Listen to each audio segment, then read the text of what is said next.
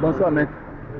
Quel a été le sort du commandant Olivier Ama? La chambre d'accusation a rejeté notre appel, qu'elle estime mal fondée, sans autre forme de procès. Voilà la décision qui a été rendue et c'est regrettable. C'est regrettable parce que ça donne l'impression que nous sommes dans un pays où on ne veut plus dire le droit. Dans un pays où vous plaidez le droit et les juges laissent à côté et ils rendent des décisions qui ça ne vaut même plus la peine.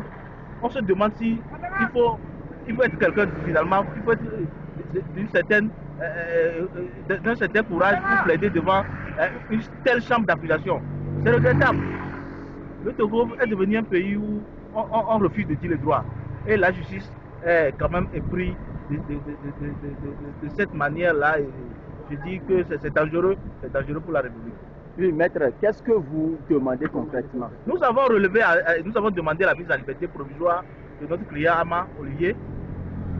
Le juge d'instruction a refusé, nous avons interjeté appel. Et malgré le fait que, en réalité, l'article 87 du code de presse, sur la base duquel notre client est poursuivi, cette disposition dit clairement qu'on ne peut pas poursuivre quelqu'un comme auteur lorsque cette personne-là n'est pas il n'est pas un directeur de publication, bref, il n'est pas un technicien, un journaliste, un homme de la presse. Alors, on poursuit Olivier Ama comme auteur. En réalité, il doit être poursuivi comme complice. Selon les tests, on le poursuit comme auteur. C'est seulement là suffit pour dire que cette personne-là, nous n'allons pas dire les faits pour lesquels on dit qu'il est appel à un crime.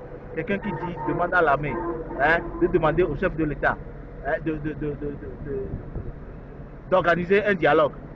Et c'est ça, on demande un appel à un crime où on veut détourner, on dit à l'armée qu'on détourne l'armée de sa mission républicaine, c'est dangereux, c'est grave.